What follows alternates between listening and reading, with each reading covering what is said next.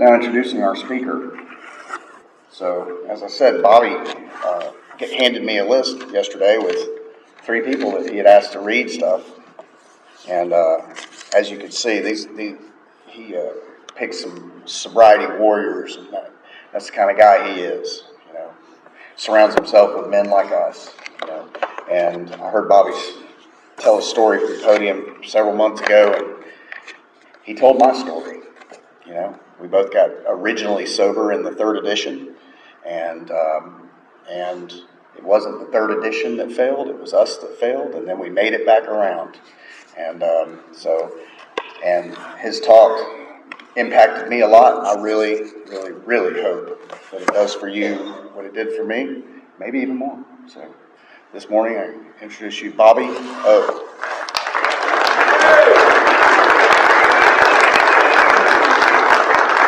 Good morning, everyone. Definitely want to start by thanking Alan for the opportunity to speak and asking. And y'all be kind to him. This is probably going to be the last time that he's ever asked to do anything for Alcoholics Anonymous after I get done talking. The committee's going to say, don't let Alan do anything ever again. I definitely want to thank the committee for everything that you've done to make this weekend possible. It's amazing to have this many men in one place, all striving to do their best to get sober and to change their lives.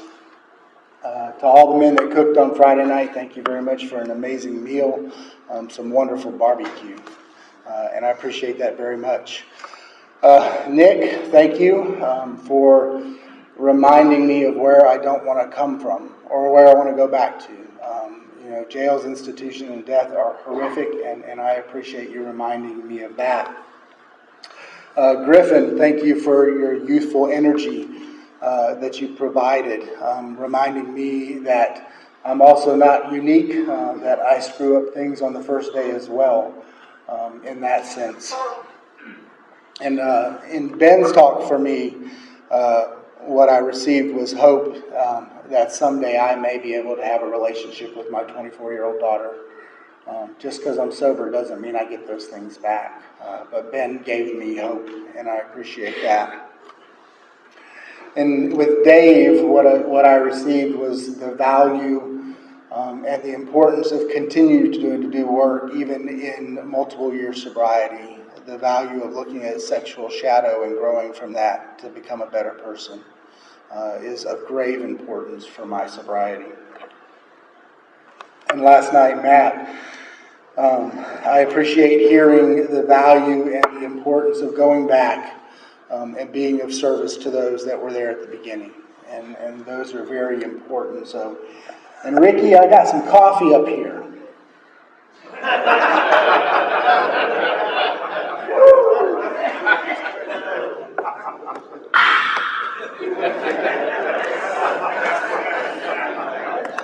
And water.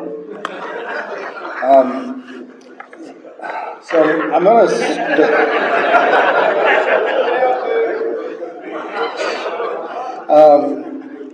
over the past couple of years, my heart has kind of been heavy with something that was wrote in the big book. And it tells me that my life and the man that I am is continuing to shift in multiple ways. Don't come up here, security. We don't need nothing.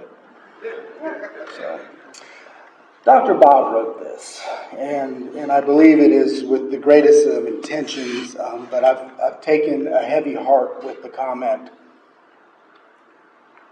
He said, if you think you are an atheist, an agnostic, or a skeptic, or have any other form of intellectual pride which keeps you from accepting what is in this book, I feel sorry for you. And I take exception with that because I attended some meetings of non-believers in God. And I wondered if the way I felt about sitting in that meeting and talking about a God of my understanding and feeling uncomfortable and feeling not welcomed was exactly the way somebody that's an atheist or an agnostic feels whenever they come to a meeting of Alcoholics Anonymous. And I swore I would never allow that to happen again at any meeting of Alcoholics Anonymous I went to. So the way that I think this should be is, if you think you are an atheist, an agnostic, or a skeptic, or have any other form of intellectual pride which keeps you from accepting what is in this book, then welcome. Welcome to Alcoholics Anonymous. My name's Bobby Obermeyer, and I'm an alcoholic. Let's grab a cup of coffee. We'll go sit down for a couple hours, and we'll talk about what you don't believe in. And then we'll find a solution in the big book of Alcoholics Anonymous that allows you to get sober and to receive this gift. Because everybody is welcome in Alcoholics Anonymous.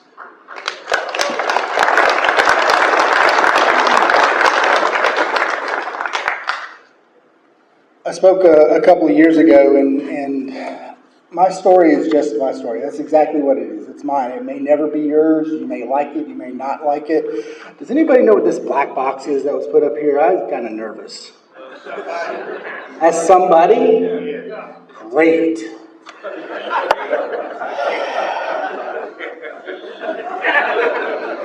That's fine. You just leave it. Whoever he is. I'm just fine. I just saw it put up there. I was like, what is that? You wanted to cover the rock too. Bring them. Who is it? Who? You said everybody's welcome. Ron Jackson. Well, welcome, Mr. Jackson. Sorry, Miss Jackson. Stop it. Because I can't sing? Or because I can't dance? Or both? Great. So we're going to get into this thing, and I don't know how much time I have. He took those minute things. I hit him. I was like, I'm not worried about the 5-minute thing or the 1-minute thing. I'm going to do what I want. It's just the way I roll. Anybody ever read A Religious View of AA in the big book? Edward Dowling of Queen's Work staff says, Alcoholics Anonymous is natural. It is natural at the point where nature comes closest to the supernatural. And in my sobriety, I have seen so many amazing things. And I'm going to start way in sobriety first. In 2011, when I was in Columbus, Georgia, going to meetings, there were 2 men that showed up, Jim and Bob. And Jim and Bob had moved to Columbus from New York, where they originally got sober and were going to meetings because Bob's dad was dying. And they wanted to be there for the final transition. And they would come to meetings. And for a year, I would watch them come to meetings and talk about what was going on. And everything that they were doing to deal with what was imminent, that the father was going to pass. And they showed me in a meeting of Alcoholics Anonymous every day that I saw them, the things that they needed to do in order to stay sober at the loss of a parent. On October 12th of 2012, my mom had a massive heart attack and passed away. Very suddenly. I was at my brother's house. We were watching the Braves game. It was the last playoff of the game for the season. It was Chipper Jones' last baseball game ever. And we got a call at the end of the game that my mom had had a heart attack and had passed away. God had sent me 2 men 11 months earlier to show me precisely the things that I would need to do to get sober and to stay sober through that event. Called my sponsor, packed up the car, and left and went straight to St. Louis for the funeral. And it was tough. My mom was my rock for a very long time. And I returned from that event, as catastrophic as it is, because there's nothing exciting about going to plan a funeral for somebody, because they want to know what kind of colors you want, and they want to know what kind of music you want, and they want to know what Bible verses you want. And I'm just like overwhelmed. And the great thing was I had a relationship and a reliance and a dependence upon a God of my understanding that helped me make it through that event sober. I got back to Columbus and I went to my home group, and the only thing I knew to do to get out of myself was to chair the meeting. And I chaired the meeting. I don't know what the topic was, but at the end of the meeting, this young guy came up to me and says, "Hey, I just got a DUI. I'm in treatment. I need a sponsor." And I said, "Okay." I said, "Let's go through the steps. We'll get you sober." Nick was the first man in Alcoholics Anonymous that I went through all 12 steps with. Nick was the first man in Alcoholics Anonymous that I went through all the 12 traditions with. And in the step 5 of the 12 and 12, it says, until we do that with somebody, until we share without candor all of ourselves and listen to somebody else do it, then we truly don't belong in Alcoholics Anonymous. It says, until we have taken with complete candor of our conflicts and had listed them and listened to someone else do it, to do the same thing, we still didn't belong. Step 5 is the beginning of true kinship with man and with God. And when I got done doing that work with Nick, it was absolutely amazing. It was a gift to watch another man's life change. Nick got into a relationship at a year sober and got married, and they had 3 kids. Nick used his GI Bill from the military to go back to college, and got his master's degree from Auburn, and absolute gift. And yesterday was Nick's 42nd birthday. It would have been the day after Thanksgiving. Nick hung himself because he could not or would not accept what this program offered. And that is the truth of the disease, of how cruel and hostile it is. I am in here with a room of a massive amount of men that can control and take care of any problem I have if I tell you about it, if I let you in, if I let you listen. But if I keep it in, then it's going to take me out.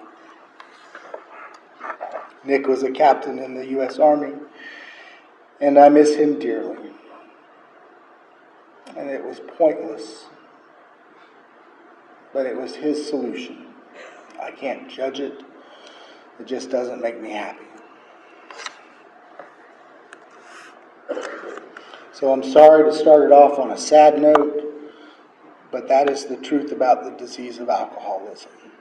I'm not going to sugarcoat that.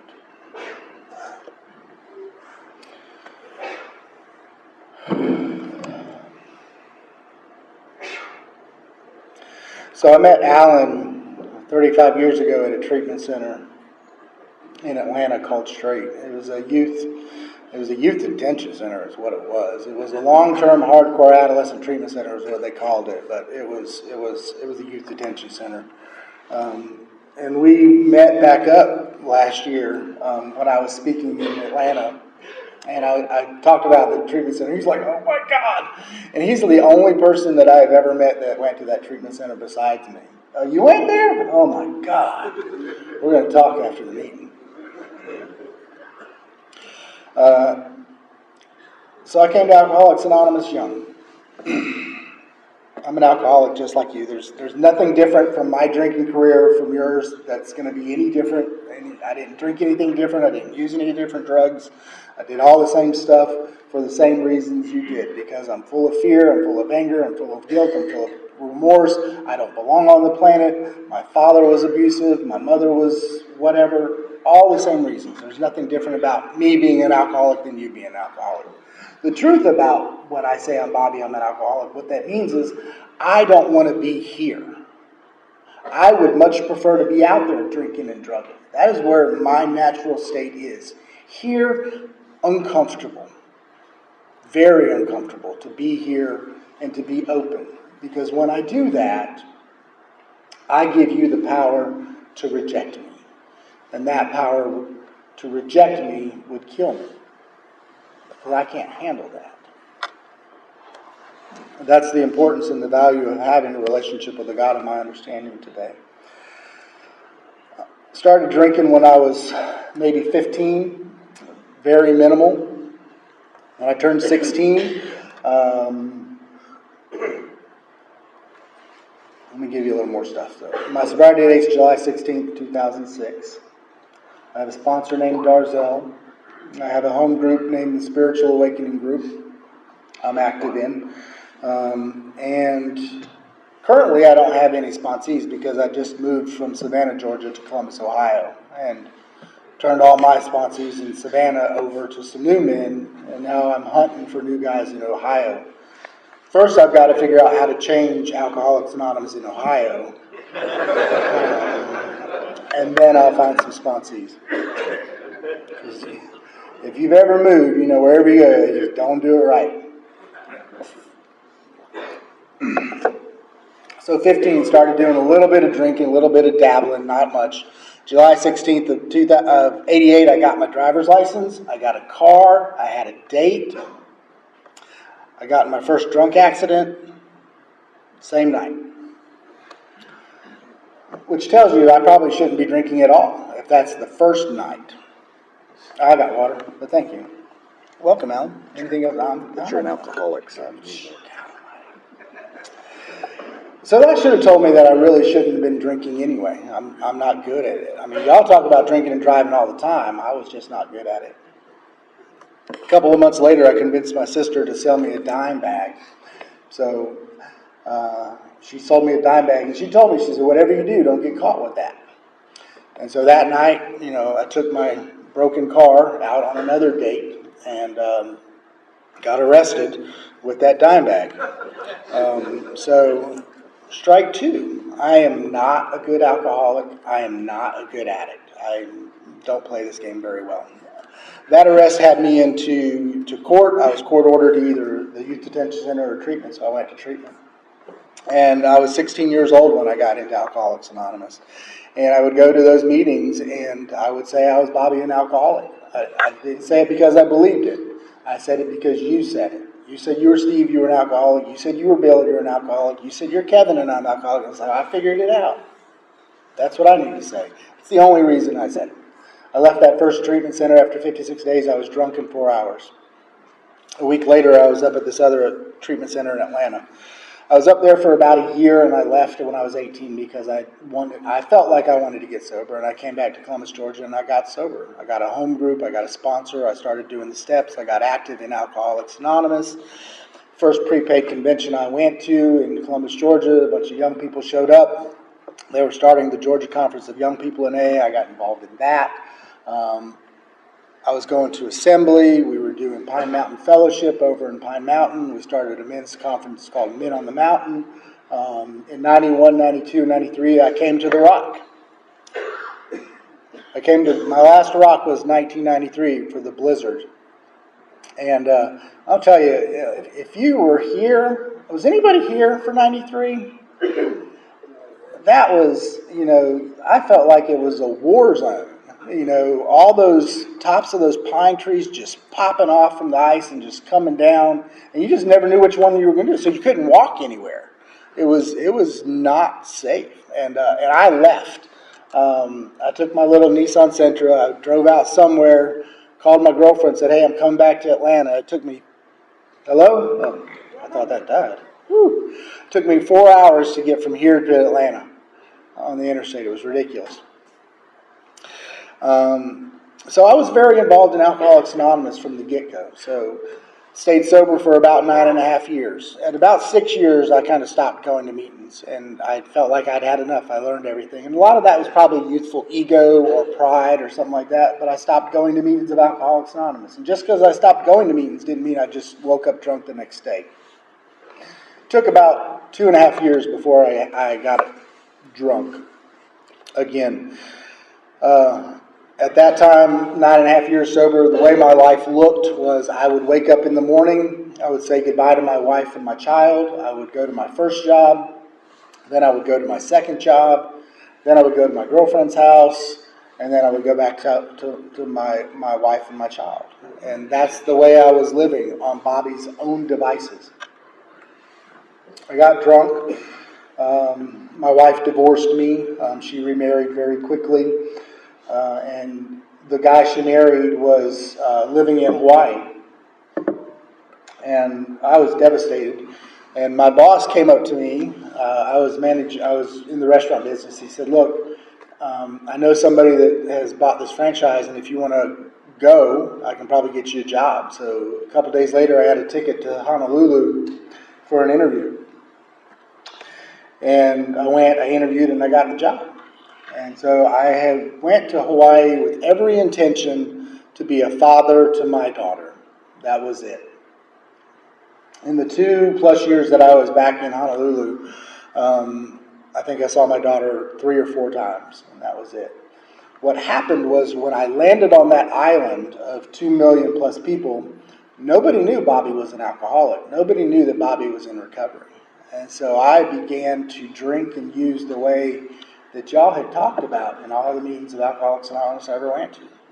You know, you said you drank this, you drank here, you did that. I just went off, and it was awful. And I was the manager of a restaurant, so if you've ever been in a restaurant, front of house is usually responsible for beer, liquor, and wine. And we have to do an inventory, which was great because I already knew how to do an inventory. Fear, resentment, sex, beer, liquor, wine. I had it. I was good. And so at the end of the month, I would do the inventories. And my boss would come to me and he's like, "Bobby, I don't know what's going on with these numbers, but and I'm like, "Look, bartenders, we're a vacation spot, so bartenders are pouring a little heavy on the Mai Tais and stuff like that, but I'll talk to them and we'll get it better next month." The truth was that Bobby was going in there and saying, "Well, tonight I'm going to take a bottle of vodka, so I just need to remember at the end of the month, when I count vodka, I need to put 8 rather than 7. But I'm going to take a bottle of vodka, and tomorrow I'm going to take 2 bottles of wine, and the next day I'm going to take a bottle of Jack, and the next day I'm going to need to take a case of beer." And so then I had to remember at the end of the month everything I took. If I could have remembered, I probably would have done better on the inventory, but I couldn't. So they were always whacked out. One day the big boss calls, and he says, "I need you to come to the restaurant. I need to talk to you." And so I figured the gig was up. And I go, and he says, "Look, I want you to go over to Kona, the Big Island, and I want you to manage that restaurant because I'm firing the other manager because he's been drinking and drugging with the staff." And I was like, "Yeah, you should. That is inappropriate. It is unprofessional, and you should fire him." What that really did was validation that I was a successful alcoholic. It's exactly what that was. I was doing the exact same thing, probably worse, and I wasn't getting caught. And so I went over there, and I had 3 days. Interview, find a place to live, and then goof off. I went over, oh my gosh. Went over, did the interview, aced it. People liked me. Second day, I was trying to find an apartment. That didn't work very well. I spent the entire day at the bar. And third day, the guy that interviewed me, he says, "Hey, we're going to go hiking." And I was like, "Okay, yeah, let's go hiking. We're going to hike up to the lava fields." And so we go down the road and through some gates and stuff like that, and we start hiking. We stop by the store, and he says, "We're going to get some snacks and drinks." And he goes in and he gets snacks and drinks. He gets like granola and some water and stuff like that. And I go in and I get beef jerky and Heineken. And I remember him looking at me like, "What is wrong with you?" And I'm like, "It's my day off. Of course I'm going to drink." So we get there and we start a backpack, 6-pack of Heineken and whatever snacks, beef jerky or whatever in my backpack. And we start hiking. And I'm going to tell you that this is the first time that I have ever been anywhere that has been exactly the way I felt on the inside. If you've ever been to a lava field, it is lifeless. It is black lava. It's jagged. It smells like sulfur. It's hot. It is void of all life, which is exactly the way I feel on the inside. And I'm trudging. I'm shredding my shoes. I'm drinking this hot Heineken, sweating alcohol out of every pore. And we get up to the lava fields. And I will tell you that it was some of the most amazing reds and yellows and oranges that I have ever seen in my life. The heat from lava is unlike anything you've ever felt. It is absolutely different than the sun. It's absolutely different than fire. It is a heat unlike anything else. And I stood there, and it's the first time that I was close to anything spiritual on that island. And today I call it, I was blessed by Pele, the goddess of fire. And I turned around and I started hiking back to that car, and I made a decision that if I stayed on that island, I was going to die. I was either going to die drunk alone or I was going to kill somebody. And I got back and I called my boss and I said, hey, I need to go back to Georgia. Thank you for the opportunity. And I just knew that if I could get back to Georgia, if I could get back to Columbus, if I could just get back to the Agape Center in Columbus, Georgia, I could get sober. And I went, I did. I packed up my stuff, shipped my car over on the boat, picked it up in California, detoxed for 2 weeks across the United States. I do not recommend that to anybody at all. Go to a doctor. And I got back to Columbus, and I went to that meeting, and it was a noon meeting at the Agape, and it was on a tradition. And I was like, wait, God, that's not what I need. I don't need traditions today. I need something else. But it was the end of the tradition. It said, less problems of money, property, and prestige divert us from our primary purpose. And I had let the ego and the pride of being this big-time manager in Honolulu just divert me from everything I needed to do in my life. I came back to Georgia, and I couldn't get a job in Columbus, so I went to Macon, picked up another restaurant job. Did that for a year, white-knuckling it because it's 50, 60-hour weeks, couldn't get to meetings. Finally quit that job, and then got into the steps with a sponsor and did the best that I could. The issue with my sobriety then was that it's easy for me to do step work, and it's easy for me to do service work and stay sober. And that's kind of an osmosis deal. But when the crap hits the fan, I don't have anything to defend for me. And so at 4 years sober, I was engaged to a girl, and that was my higher power. And I came home from a vacation trip with my brothers and called her, and she said, look, the relationship's over. All your stuff's at your sponsor's house. I don't want to ever see you again. In a moment, everything in my life had been taken away at 4 years sober with no notification and no warning. And I was devastated. I had no relationship. I had no reliance. I had no dependence upon a God of my understanding that could help me stay sober through that moment. I knew step work. I could go to meetings, and I did. I'd go to meetings. I'd sit on the couch and cry and cry and cry, and that was it. We thought we were going to get back together, but we did not. And I made a horrific decision that I was just going to go try and kill myself. And I took off on a Friday night, about 5 or 6, and loaded up the truck with another 6-pack of Heineken, but I added Crown Royal, I added a cigar, and Pink Floyd The Wall. And I put that CD in, and I rolled up those windows, and I started drinking, and I started driving. And my first plan didn't work. Second plan kind of did. I regrouped the next day on Saturday, and found a place that I was going to do the deal that I was going to try and do. And Sunday, this place that I parked was a construction site. And early in the morning, all these workers showed up and found this truck running locked with a hose in it. And they broke into my truck and they pulled me out and threw me straight in the mud and went to work. We don't want any part of what's going on here. So I think they called the police and the fire department and whatever. And so I came to. When I came to, I was in 4-point leather restraints. My clothes had been cut off. There was mud. There was charcoal. There was tubes up my nose. There were nurses. There were doctors. There was police. There was my father. There was the gun. Everybody's yelling at me, wanting to know what drugs I'd taken. And I kind of levitated out. And this is the first time. This is where, for me, in Bill's story, He says, simple but not easy, a price has to be paid. And the price is the destruction of self-centeredness. It's not the shuffling, it's not the bruising, it's not edging out of the way.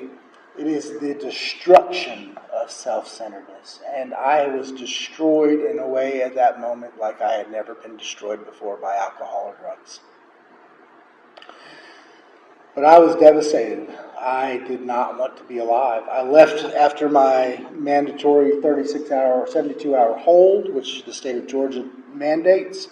And I walked out of there with my hotel bag of stuff, my bag of hospital socks and my wonderful bracelet and, all that great stuff. And I had to walk to the meeting in Macon. And I went and I just sat and I couldn't do anything and I cried. I didn't want to drink, I didn't want to live, I didn't want to die, I didn't want to do anything. But that was the only thing I knew to do, was to go to that meeting. I was sober for a little while, a very short while, and I ended up maybe a month or so, and I had some inappropriate relations with somebody very early on. And one day I was confronted in a meeting of Alcoholics Anonymous about what I was doing. And I told everybody in a general way what I was doing as best I could. And at the end of that meeting, that man who confronted me came up to me and he says, Bobby, I forgive you for what you've done. Either her and I will figure it out or we won't. He said, but I forgive you for your part. And he said, but obviously whatever power greater than yourself you have, it is not working for you. But if you would like for me to introduce you to a God of my understanding, I will be glad to sit down and go through the book of James with you. And I will teach you about forgiveness, and I will teach you about compassion, and I will teach you about some things about God that you've never heard about in a meeting of Alcoholics Anonymous before. I went in there and I did those things only because I got caught. I did not do it because I felt guilty or embarrassed or ashamed. That is totally different from today. Please note that. When I got caught, that was the only reason I did it, was because I got caught. Today, I feel a lot of shame and I feel a lot of embarrassment for the things that I did, but those are the things that ended up getting me to a God of my understanding today. That man did not come to my house. He did send a man from his house, or from his church to my house. And for 8 weeks, we did go through the book of James. And I came to understand a God of my understanding that I had never learned about or heard about in here. And I do think that in the book where it says, hey, you can come with your own conception, however inadequate, is sufficient. It is sufficient for sobriety. It is not sufficient for continued growth. Because at some point, I become as powerful as my higher power from the knowledge that I learn, and then I need to find a new higher power. My higher power has to continually, daily, weekly, become greater and greater and greater for me. It may not be your story, but that's for me. So that was what? 1, 2, 3, step 3. So step 4 and 5. We've been here all weekend. Men have gone to workshops. Step 4 and 5 are great. They are very important for me. I've done several 4 steps and 5th steps over the years. The first one was probably pathetic. I got absolutely nothing out of it, I'm sure, other than the fact that I could say that I did it. As I've moved on in 4th and 5th steps, I've had the ability to really go back and find out those points in my life where my character changed or my character shifted in some form or fashion. And one that I found a couple of years ago, and this is what really the 4th step is intended for, is to go back and find these things. I was doing an inventory and I realized that I had made a very important decision in my life. When I was 4 or 5 years old, me and my dad had gone to a little convenience store to get something. I walked by the candy section. I picked up these 2 little Jawbreakers that at the time in the mid-70s was maybe a penny, maybe a nickel. And I went up to my dad and I said, hey, I want you to buy these for me. And he said, no, go put it back. And I went back to put it back and I stuffed it in my sock. At 4 or 5 years old, I became a criminal. You know? What I took from that was, I cannot trust my father to take responsibility and take care of me. Therefore, I am going to do what I have to do to take care of myself. And 4-year-old Bobby made a massive decision in his character to be a criminal for the rest of his life. That the only way for me to get things was to steal, was to take what I needed. And I was never going to trust you to take care of me. I was going to always have to do it for myself. And I was in my 40s before I realized that 4-year-old Bobby had made that decision so long ago, not to trust men, to take anything he needed for his survival. What I should have taken from that story was, I'm not always going to get what I want. And that was the fatherly decision my father was trying to teach me at that point in time. Not always going to get what you want. So that's my little short thing for 4 and 5. 6 and 7, the character defects and the shortcomings. Character defects are looking back and seeing where these defects have changed in my life. And 7 is looking at where I'm short in things that I should be doing in my life, to be very considerate, to be very caring and compassionate of those people around me. But also in step 7, one of my favorite things in the 12 and 12 talks about in step 7 is humility and the importance of humility and what it is needed for. And there.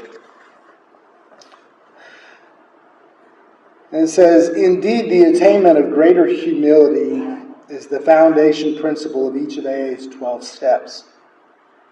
For without some degree of humility, no alcoholic can stay sober at all. Nearly all AAs have found, too, that unless they develop much more of this precious quality than may be required just for sobriety, they still haven't much chance of becoming truly happy, or, in adversity, be able to summon the faith that can meet any emergency. And so that was something that was taught to me, was humility as a protractor. If you have a protractor, you have 180 degrees. If you just want to get sober, Bobby, all you need are 5 or 10 degrees of humility. That's it. That's the overdose. That's the DUI. That's the losing of the job. That's the destruction of family. That is all the humility you need to get sober. That 5 or 10%. That's it. But my sponsor said, Bobby, but do you just want to be sober, or do you want to be truly happy? And I said, I want to be truly happy. And then he said, well, we need to figure out how to incorporate a little more humility in your life.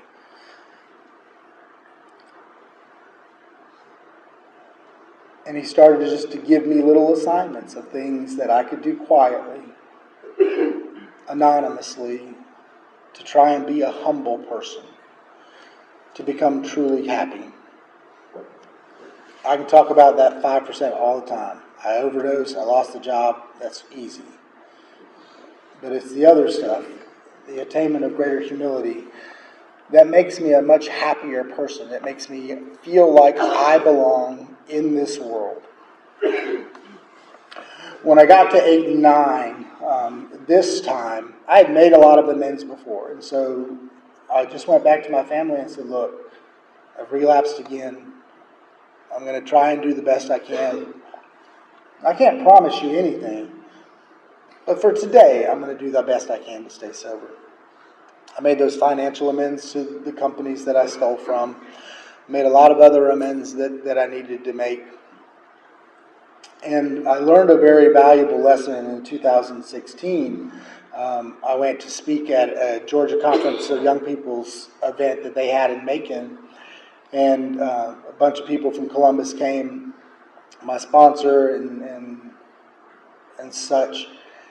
And we were there, and my dad was there, and we were all talking and having lunch, and I went to the bathroom to change, and I come out, and that person that I had that inappropriate relationship was there. And it was like 4 minutes before I was about to speak, and she came up and she said, can I talk to you for a second? And I'm like, I wasn't ready to make amends. I knew I needed to make amends. I just wasn't expecting it to be at that point. And one of the most miraculous things that have ever happened to me in Alcoholics Anonymous, she said, I want to make an amends for my part. And I realized for the first time that amends works both ways. I'm only responsible for my side of the street and cleaning that up. I need to allow you the freedom to do that. It's very shocking when somebody comes up and makes an amends to us because people do harm us. The most valuable thing that I learned from that was all I had to simply do was say, thank you. And that was it. If somebody ever comes to me and makes amends, that's all I'm supposed to do is just say thank you. I've cleaned up my side of the street. It does not mean people are not going to continue to harm me. My job is just to say thank you. When I get into 10, 11, and 12, I went to the meeting the other morning with the 10 step, and the 10 step gives a lot of great suggestions in the 12 and 12. There's 5 kind of ideas or suggestions to do that, but if they don't work for you, you have the freedom to talk to your sponsor and find a different inventory that works for you. Those are not mandates, and that was the great thing, because like when I say I'm going to bed, I'm like asleep in 12 seconds. There is no time for me to do a nightly inventory. It's just not possible. And sometimes when I wake up in the morning, my traditional routine is I get up and I feed the cat and I make a cup of coffee and I go to the bathroom and then I sit on the toilet and then I take a shower and then I make the bed, and when I make the bed then I get down on my knees because I have to tuck the sheets. And I'll say my prayers, and I'll say the 3rd step prayer and the 7th step prayer, and I'll bless a bunch of people. And then I'll pause and I'll say, God, let's just go through this day, and I hope that I do your will today, whatever that may be. Some mornings I wake up, and this is what I love about the big book, is we have that 3rd step prayer, but there's a sentence, a couple sentences after that that's absolutely priceless. It says, the words are quite optional. So you can say the 3rd step prayer however you want. Some days I wake up and I'm running out the door. I'm like, God, I'm done. I'm going to work. We'll talk later. And He's okay with that. He is okay with that. The way I pray and the way I meditate is for me only. I beat myself up a lot in Alcoholics Anonymous because I would go to meetings and Steve would be over there. He said, I got up this morning and I made some Russian chamomile tea. And I went out on the porch and I watched the hummingbirds and the fog in the trees. And the sun rose so majestically. And I was at one with God. And my recovery is not like that. My relationship with God is not like that. I am okay with the way I have a relationship with God and the way I decide to pray and the way I decide to meditate. What's important is I allow you the same freedom. When I got to 11, I realized that it is extremely important in my sobriety today that my relationship with God is what I am dependent upon for my sobriety only. It is not you men. It is not this meeting. Because when I leave here, this meeting's not here and you men are not with me. I am going to be alone with the God of my understanding for the next 10 hours in my car. And He is the one that I need to make sure that I have a connection with if anything is going to hit the fan. He's the one that is going to keep me sober, no matter what. And that was very relevant when we talk in the I think it's the 12 and 12 that talks about it, or maybe the big book. Jerry, keep me correct. When it talks about the men who went off to war. And I think COVID was a very good test, too, of having the ability to stay sober just with a relationship. Because meetings were taken away. That connection that people relied on so importantly That face-to-face fellowship was gone because of COVID. And I had to make sure that my relationship was strong enough, since all that was taken away, to stay sober. So now we're at having had a spiritual awakening. And I hope that the spiritual awakening that I've talked about tonight is one that I was able to carry sufficiently, and something that you have gained something from. So I'm going to end on a couple of things. How much time do I have? I got 5 minutes? 7, 8, 12? 10? Okay, good. So I read that part from the religious point of view, because it just is so true for me. As I look back in my sobriety, I see so many things. So that point where Jim and Bob just showed up in Columbus from New York, and I was able to see that. Somebody was talking about Alcoholics Anonymous changes my perception. And it's true. My perception are there's 200 men in this room. Your perception is there's one idiot up there behind a podium. Perceptions are different. And that's important for me to see that has to change.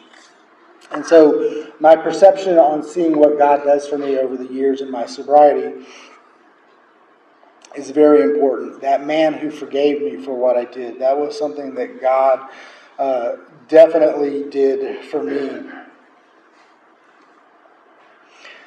So back in 17, I was riding Harleys with a crew called the Straight Spokes Motorcycle Club, and enjoyed it. And several of us decided that we were going to ride cross country. There were 6 of us. So we loaded up, left Atlanta. We were going to California and then come back 3 weeks. And it was the longest vacation I ever took. And I had to take money out of the savings account and max out a couple credit cards and to do this, and max out every bit of PTO I had at work. But I was going to go. Everybody else that went was retired. I needed to learn something from that. So this is what God does. So we're riding. We cross into Mississippi. We're across the Mississippi River. Stopped at a gas station. We're eating some chicken. We're smoking some cigars. And this transport van is circling the parking lot. And it pulls up in front of us, and this guy comes running out, and he's like, "Do you have a lighter?" I'm like, "Well, yeah, we're smoking cigars. So, do you have a lighter?" So, man got the lighter, and we're just talking. And I said, "Where are you being transported to? What's a transport thing to you?" He's like, "I'm not going to lie to you." He said, "I just got out of 36-day detox, and they're sending me to long-term treatment." I'm like, "My name's Bobby. I'm an alcoholic. These guys over here, we're all in recovery. Here's our phone numbers. If you ever need anything in Mississippi, when you get out of treatment, you call us, and we will come help you." That's what my God does. We continued on to our trip, and we were in Albuquerque, New Mexico. And we were at the Harley shop, and we got all our maps out. GPS was still there, it just wasn't that well yet. And so we're looking at the maps, and we're deciding where to go. And this guy comes up, and he's talking, he said, "Where are y'all going?" And we're talking to him, and he's got a shirt on that says Freedom Ride. And Eddie said, "What's the Freedom Ride?" He says, "Man, you probably wouldn't be interested in it." He says, "But a week before Sturgis, everybody that's sober that rides goes to Sturgis a week early to ride all those hills sober."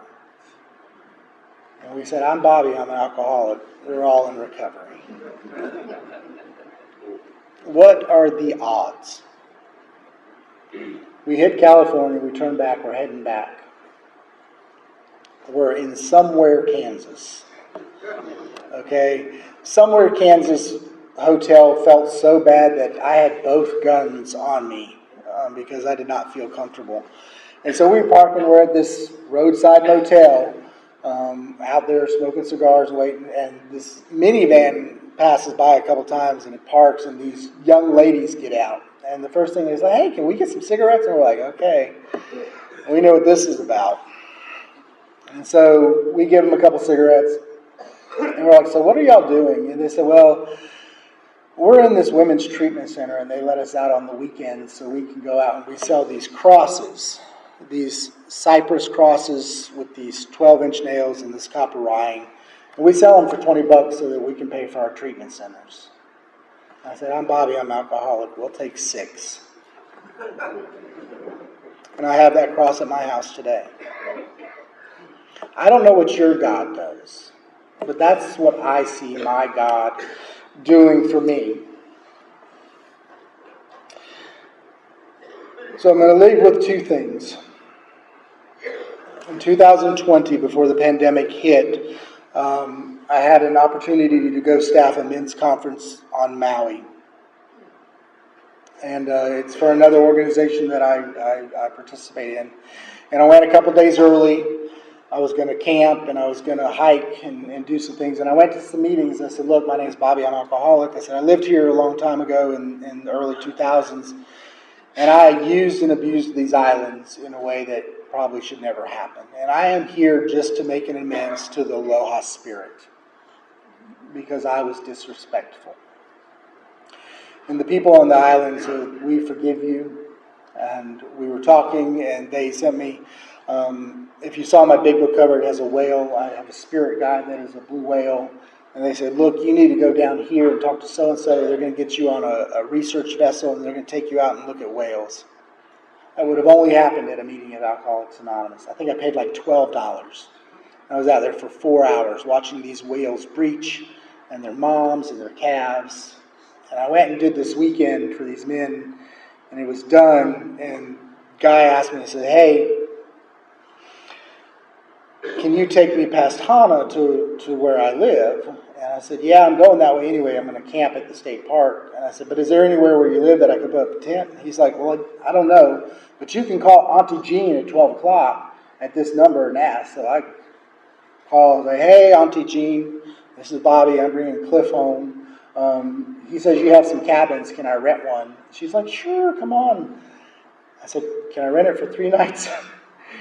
And she did. $75 a night. I had a shack. I had 3 windows with screens and a sliding screen door, queen-size bed, coffee table, and a candle. And that was it. Absolute paradise. Absolute paradise. When we got to Hana, we stopped. They said, check your phone because you're not getting any reception. I'm scrolling, and this guy on a motorcycle pulls up. And he's like, hey, I'm from so-and-so. Is there anywhere I can pitch a tent tonight? And the cashier says, no, there's a state park, but you have to have a pass. And I said, hey, I have a pass. Would you like it? And so I gave him my pass to camp at that state park that I was going to stay at. What are the odds that some guy in America is riding a motorcycle on Maui and some guy from Georgia with a pass is at the same convenience store at the same time when one has something that the other needs? That is the power of my higher power. When I left that facility that I was staying at, it was like a compound. I left, and the name of that facility was Lokahi. And Lokahi translates to unity. And that's what we have here in a meeting of Alcoholics Anonymous. Thank you.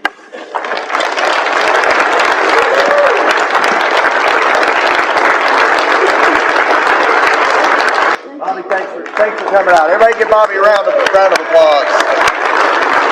Just hang on, guys. Don't start circling up yet. Abandon yourself to God as you understand God. Admit your faults to Him and to your fellows. Clear away the wreckage of your past. Give freely of what you find and join us. We shall be with you in the fellowship of the Spirit, and you will surely meet some of us as you trudge the happy road to destiny. May God bless you and keep you until then. And now a few voices. I'm Bill Hollenberg, and I'm an alcoholic. And I first read of Alcoholics Anonymous, it turned me about alcohol. It turned me about sobriety.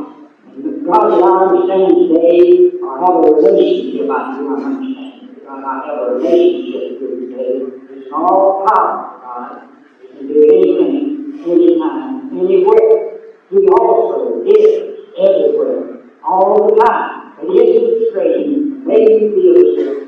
I never feel as close to God as I do when I'm with people like you. I can tell you today, when I introduced myself as being Jack Crown, that I'm an alcoholic, and by the grace of God, I'm sober this morning. I mean just that. I don't mean anything else. I mean just that. I do believe that today that God works through you people.